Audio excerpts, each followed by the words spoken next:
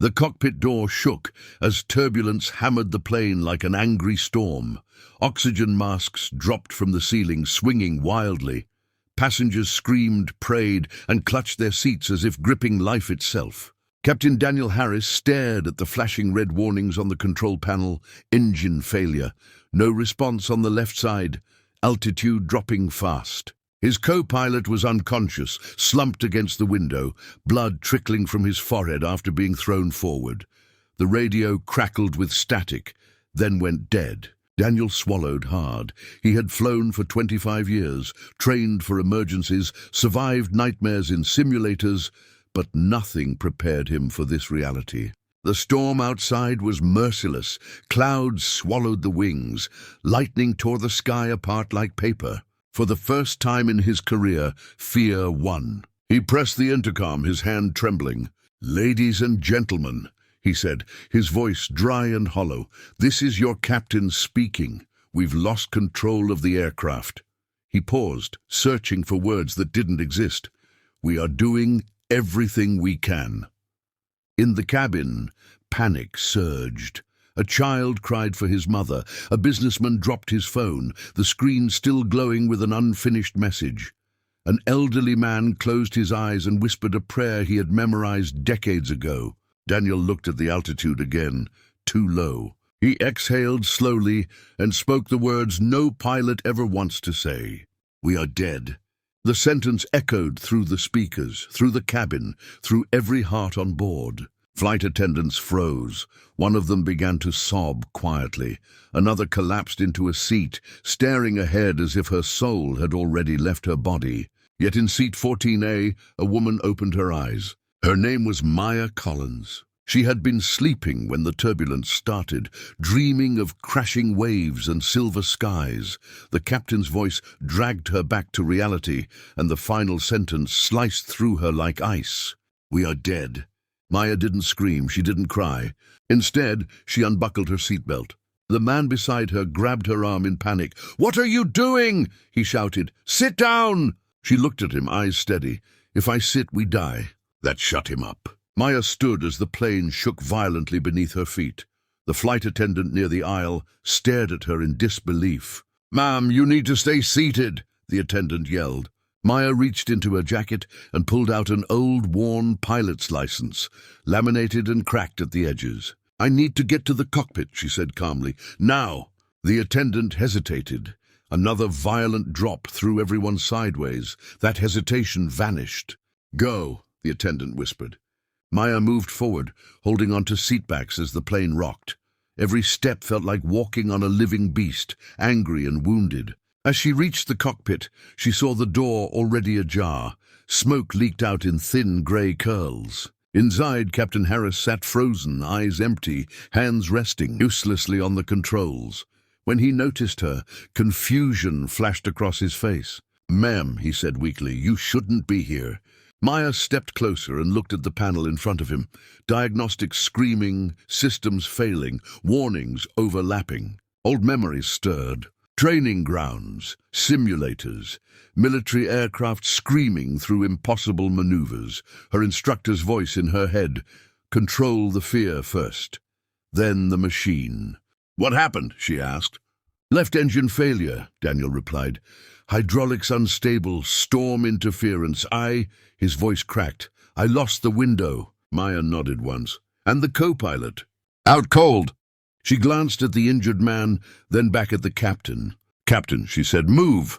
He laughed bitterly. "It won't matter. We're—" "Dead?" she finished sharply. "No."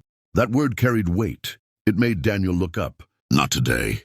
Another violent shake rattled the cockpit. Alarms wailed louder. Maya didn't wait for permission. She slid into the co-pilot seat, fingers already dancing over switches, scanning instruments with trained eyes. Daniel watched her, stunned. "Who are you?" "Someone who's landed worse with less," she replied. She adjusted the throttle, compensating manually, easing pressure off the damaged systems. The plane still screamed, but it listened. For the first time in minutes, the altitude drop slowed. Daniel's breath caught. "What are you doing?" he whispered. "Buying time," Maya said. Outside, the storm raged. Inside, something shifted, small, fragile, dangerous. Hope. And the plane was still falling. The moment Maya took control, the plane seemed to sense it. The violent drops softened into uneven shudders, like a wounded animal no longer fighting, but still far from safe. Captain Harris stared at the instruments in disbelief. The altitude needle had stopped its free fall, but only barely. "We're still losing fuel," he said, finding his voice again. "And the hydraulics—" "I know," Maya cut in, calm but firm. "That's why we don't fight the storm. We ride it." Lightning flashed so close it lit the cockpit white. Thunder followed immediately, a deafening roar. She adjusted the rudder manually, compensating for the damaged engine. Sweat beaded on her forehead, but her hands never shook. Daniel watched her closely now, hope battling years of training that told him this shouldn't be happening. A civilian woman in his cockpit, touching his aircraft, saving it. "Where did you learn to fly like this?" he asked quietly. Maya didn't look at him. "Air Force, test pilot, retired 8 years ago." "Retired," he echoed. "Grounded," she corrected, "after a crash." The word hung between them like smoke. The plane lurched again, more violently this time. A warning screamed, terrain proximity. "We're too low," Daniel shouted. "I know," Maya said, "which means we need to descend on our terms." Daniel blinked. "What?" "There's a small civilian airstrip 20 miles. East, old charts still mark it. Short runway, but it'll do if we're light." "We're not light." "Not yet," Maya replied. She looked at him, eyes sharp. "Captain, do you trust me?" Daniel hesitated. His entire career screamed protocol, authority, rules. But protocol had said nothing when fear took over. Authority hadn't stopped him from saying, "We are dead." "Yes," he said finally, "I do." "Good," Maya said. "Dump fuel. Prepare for a rough landing." Daniel obeyed. In the cabin, passengers felt the plane tilt again, but this time it felt deliberate. Less like falling, more like turning. A flight attendant grabbed the intercom. "Ladies and gentlemen, please remain seated. We are attempting an emergency landing." The word landing spread like fire. People cried, this time from hope. Hands locked together. Strangers held one another as the screaming engines changed pitch. Back in the cockpit, the co-pilot groaned faintly. "He's coming around," Daniel said.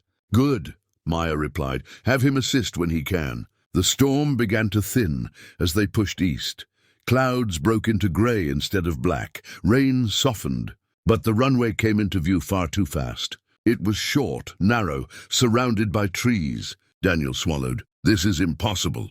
Maya inhaled deeply. Memories slammed into her, burning metal, screams, a report stamped grounded for life.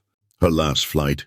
"Control the fear first, then the machine. Impossible is just untrained," she said. She reduced speed carefully, adjusting descent angle with precision, earned only through brutal experience. One mistake now would tear the landing gear apart. Altitude 500 feet. "Brace," Daniel whispered. The wheels hit the runway hard. The plane bounced, once, twice, metal screaming. Passengers screamed again as the cabin shook violently. Maya fought the controls, jaw clenched, muscles burning. "Stay down," she whispered to the aircraft like a prayer. The third impact stuck.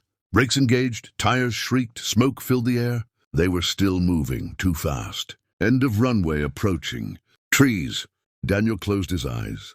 Then the plane slowed. Barely. They rolled off the runway and stopped in a violent final jolt, inches from the trees.